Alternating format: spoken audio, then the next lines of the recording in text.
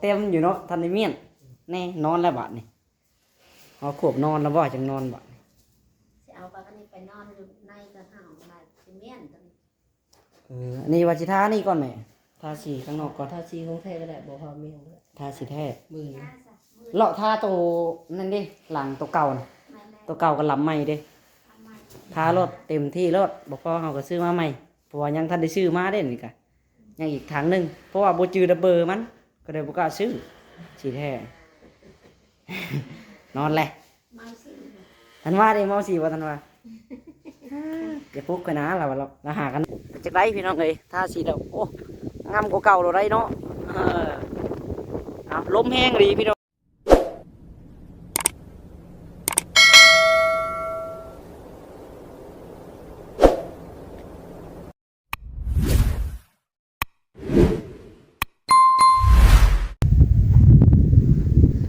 เอามาพี่น้องเอ้ยเนาะทักทายสบายดีแม่เอฟซีเปิดสุกูสุคนพี่น้องเอ้ยหากระเมียนเก็บเครื่องออกมาเนาะลงไปแล้วพี่น้องผาหนึ่งสองผาปุกน้องถุยทองไปดิแก่ไปเลยพี่น้องเท่าเอาจะอะไรก็ได้สบายดีแม่ซีเปิดสุกูสุคนพี่น้องเด้อเนาะพบพอกับทางน้องไหลคือเก่าเดิมเจ้าซีรีส์ยุเจได้เนี่ยพี่น้องเอ้ยว้าโตทางนี้แล้วแหละกำลังไล่ท่าอยู่พี่น้องเลยเนาะแป๊บเดียวท่าสีเนาะซื้อมากก็ท่าได้พี่น้องเลยเนาะทางนี้ก็ได้บริสุทธิ์ ซื้อมาปุ๊บก็ท่าปั๊บเลยมาเดี๋ยวน้องหลานท่าก่อนพี่น้องเลยนี่เป็นสีรองพื้นก่อนเนาะให้น้องพี่ฟองบนท่าทางน่ะ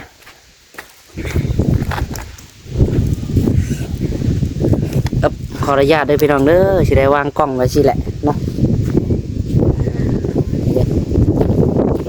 ร้อยพี่น้องเนาะเป็นเสือร้อยใส่เสื้อหน้าเปล่า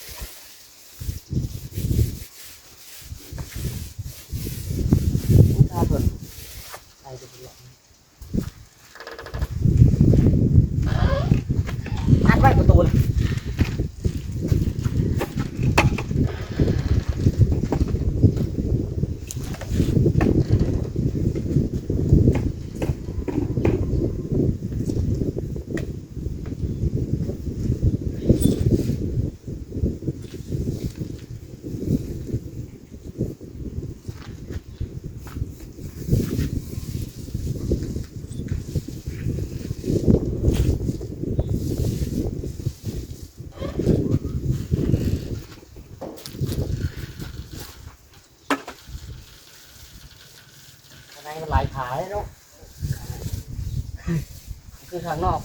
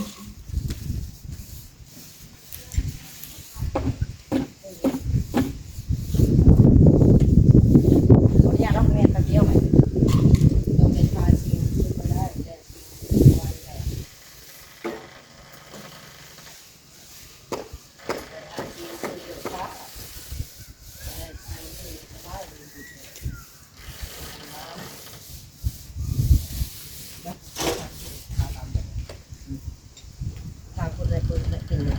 ประดับคนอายุ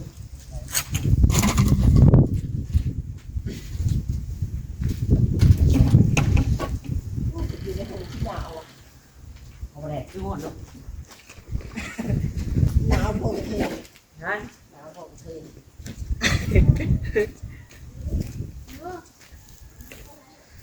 หาต่อพี่น้องมา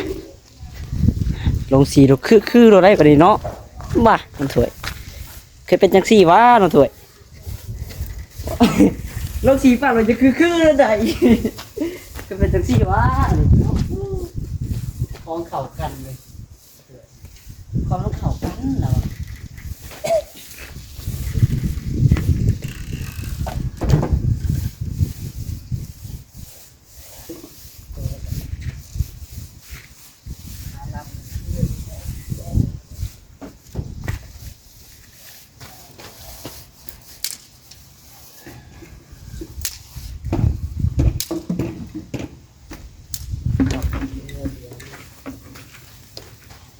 แค่เดียวจะเบิดมันเลยเนาะตัวทาไปเลยเบิดแล้วเนาะชี้นะเดียวเหลือเลยเนาะ เต็มวัดบกเนี่ย คราวเต็งนี่เด้อสวย มันก็ได้เงิน มันเหล่า ร้อย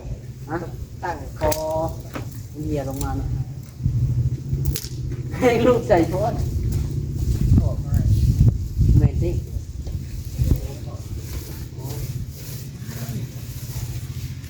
จะทำอะไรกันเนี่ย อ๋อเดือดตาเด้ขอให้เจะเรียนมัน สีขาวอ่ะคือแสงแดดให้เหลือบเลย มาดูกันกวันแล้ว ชวนบอก ไหวอยู่เลยภาพมัน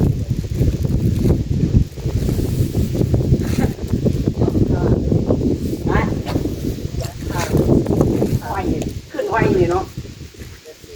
สีขาวกระทาก็ไหวอยู่นะประมาณขวดพวกที่7 นาทีนะถูกเลยพอแล้วนี่ไปถูก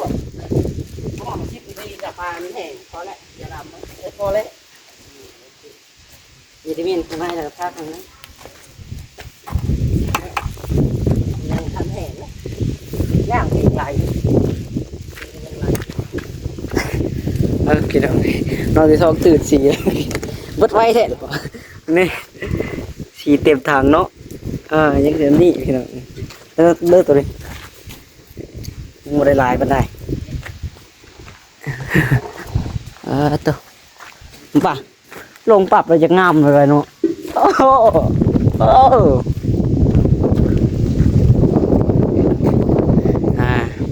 ลงสีใบประตูให้งามเนาะน้องตัวสีใบประตูยังทันได้ท่าพี่น้องเลยเอายังแต่น้องตัวทองนั่นแหละพี่น้องเลยเนาะก็ยังสีได้น้องตัวทองเลยเนาะเพราะว่าสิ่งที่เขาบ่เคยได้เขายังได้พี่น้องเลยบอกบ่ได้คือมือหนึ่งพี่น้องมือหนึ่งคือมือใดเนาะ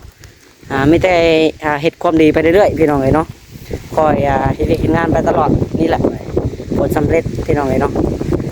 นี่ก็เป็นทางผู้หลักผู้ใหญ่เพิ่นพี่น้องคือทางน้องหลานก็ได้เป็นทางผู้หลักผู้ใหญ่หมดเลยนะเนาะนับตั้งแต่ใดน้ำพี่น้องเลยเจาะน้ำยังอุ้ยว่านี่ โชว์ในกล้องงามเนาะสีขาวพี่น้องว่าน้องถวยเพื่อนจะเอาสีขาววุ้ดเป็นอะไรฮะข้างนอกกันนะเท่าพี่น้องเลยรอสื่นชมเบิ่งยังแต่ข้างในบาทนี่จังใดไหวเนาะถ้า40 นาทีพี่น้องเลยเนาะแล้ว เข้าไปเบิ่งก่อนพี่น้องเบิ่ง ทาได้กับปลายแท้เรื่องสีของแท้เรื่องไร เนาะลองมาสีแท้บ่ ร้านสีแท้ไหลเลยทาเลย คิดว่ามันหอดมือมือคือบ่เกี่ยวเนาะน้องถวยว่าแป๊บเดียวมันก็แห้งแล้วเนาะ เอาพี่น้องฟิตชูดได้น้องถวยอีพ่อบ่เคยบ่ได้ชวนเฮ็ดนั้นได้ฮะบ่ได้พาตัวจะท่าตอนแรกบ่ได้แห้งหน้าบ้านบ่ได้ลองบ่ล้างไหมลองล้างดูลูกกิ้งนะ ทาไหลยันมาขวาง ว่าสิท่าสีแท้อยู่น้องถวยหน้าสีแท้พี่น้องสีตัวมันเหลือตัวเก่าเนาะว่าสิท่าลำบ่ได้ถวยล้างก่อนก็ได้ลูกกิ้งเขาบ่ข้างท่าข้างในหยุดก่อนสีลงพื้นหยุดก่อนเอาไว้ก่อนข้างในยังน้องธันวาอยู่พี่น้องอย่าเพิ่นคิวนี่ น้องธันวามาเข้าเบิ่งธันวาก่อนเครื่องของเต็มอยู่เนาะทันได้เมียนแน่นอนแล้วบาดนี่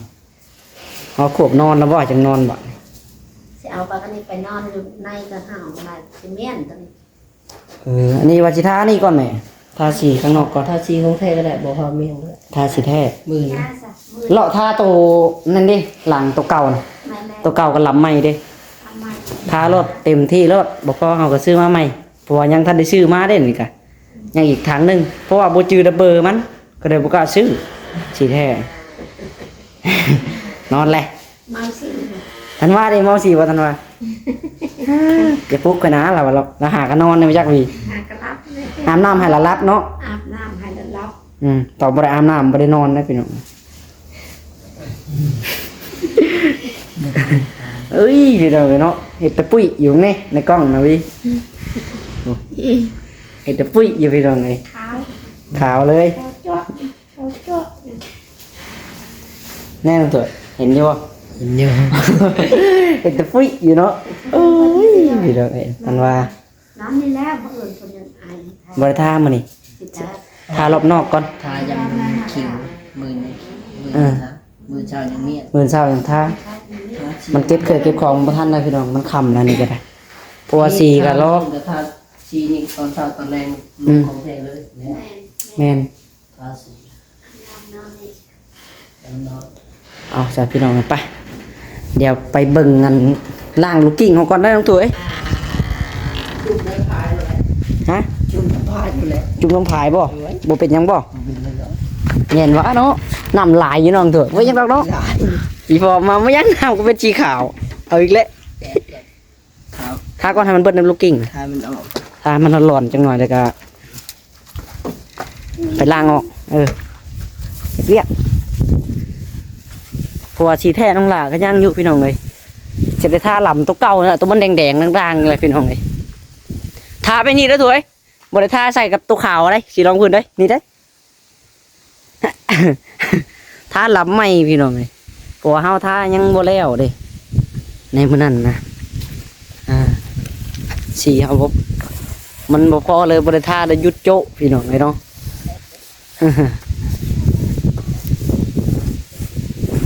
เสได็จลำสีฟ้าเท่านี่แหละพี่น้องแล้วก็เบิ่งลำเบอร์มันมืออื่นน้องหลานสิลงไปเอาไม้เนาะมืออื่นเอาไม้พี่น้องถ้าตัวเก่านี่ให้มันเบิดซะก่อนยังบ่ได้หลายปานใดดอกพี่น้องเลยประมาณครึ่งๆนี่แหละ ครึ่งก็จักว่าในนั้นมันดนนะเนาะจักเป็นจังไดพี่น้องไปเดี๋ยวโอ้เท่าตาฟอชิบหายว้อนตัว น้ำมันไหลเนาะปลาอ๋อพี่เรามีตะล่มเลยพี่น้องอู้อยู่ เนี่ยก็ชิ้นจบคลิปด้วยแหละพี่น้องเลยเห็นแล้วเอามืออุบไม่ได้มองแล้วนี่จนออกขากรีรอก็ได้ปลาชีพงเอาสีวะ ถามแล้วถามอีกมึงเถอะเนาะ ตายที่นี่ผูมันเราไปตรงนี้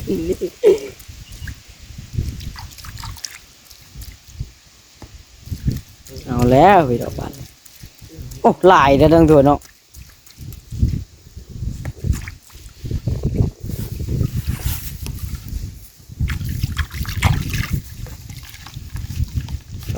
ต่อ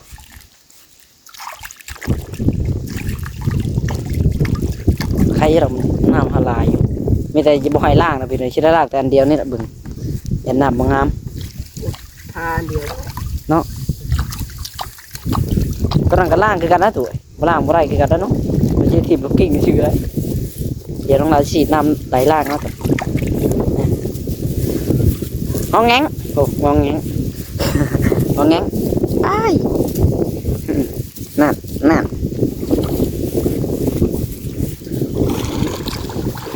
แอนทาสีให้น้ำมันถั่วใส่สีแห้งใสแล้วถั่วเนาะมาแล้วพี่น้องมาชิมคำมาตายดอกพี่น้องไอ้ป่าเนาะน้ำลายอยู่ผมไฟโอเคพี่น้องจะนอนที่นี่กันสิคอโตไปก่อนพี่น้องจังไรกันอยู่ดีไม่แห้งบัดสุขุสุขคนนะพี่น้องเนาะเอาสบายดีพี่น้องบายบัดดีจะได้พี่น้องเลยถ้าสีแล้วโอ้งามกว่าเก่าเราได้เนาะเอาลมแห้งดีพี่น้องเลยหนาวเนาะเกี่ยวท่าแล้วก็เกี่ยวพักพี่น้องตอนแรกนี่